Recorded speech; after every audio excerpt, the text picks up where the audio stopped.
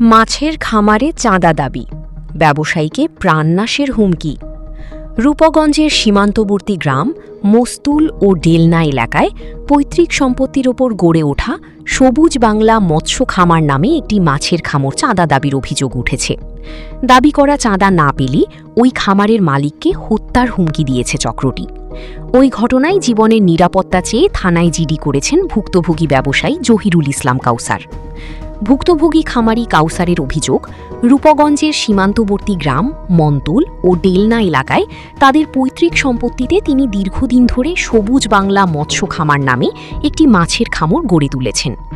কয়েক মাস আগে ওই এলাকার সন্ত্রাসী লাইসুদ্দিনের ছেলে রাকিব ও দুলাল তার কাছে খামার পরিচালনার জন্য তার কাছে মোটা অঙ্কের চাঁদা দাবি করেন।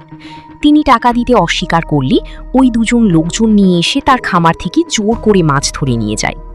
এরপর থেকেই খামার কার্যক্রমে বিভিন্ন সময় বাধাদান সহ কর্মচারীদের মারধর এবং খামারে প্রবেশ করলে কাউসারকে হত্যা করে খামারি লাশ ডুবিয়ে দেয়া হবে বলে হুমকি দেন।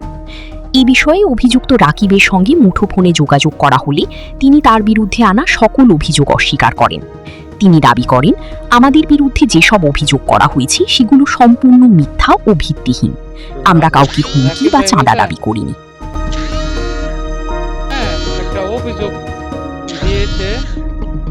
অভিযোগটা দিয়েছে আপনার জহিরুল ইসলাম কাউসার।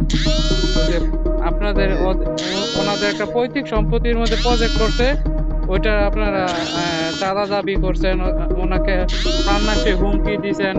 এটা কতটুকু সত্যতা এর বিষয়ে আপনার একটু জানতে চাচ্ছিলাম।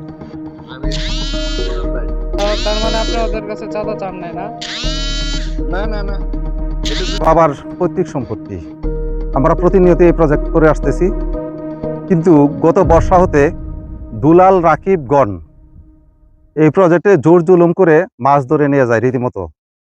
ওকে বাধা প্রদান করলে আমাদেরকে অ্যাটাকার বলে কি যে ওদেরকে চাঁদা ছাড়া এই প্রজেক্ট করা যাবে না। আমি এমতো অবস্থায় আমি আসি, আমার সাথে আলোচনা সাপেক্ষে ওরা বলে কি 5 লক্ষ টাকা চাঁদা দিতে হয়। এর পরিপ্রেক্ষিতে অভিযোগ করি। অভিযোগের পরিপ্রেক্ষিতে ওরা আরো ক্ষিপ্ত হইয়া আমার সাথে খারাপ ব্যবহার করে। ব্যবহারের পরিপ্রেক্ষিতে আবার আমি থানাতে যাই। থানাতে গিয়ে শেয়ার করলে এরা তদন্ত আসে এবং আমাকে বলে থানাতে গিয়ে একটা জিডি করতে। আমি জিডি করার পরে ওরা আমার প্রতি আরো বেশি প্রাণনাশের হুমকি দিয়ে থাকে। এমতো অবস্থায় আমি কোর্টের আশ্রয় নেই।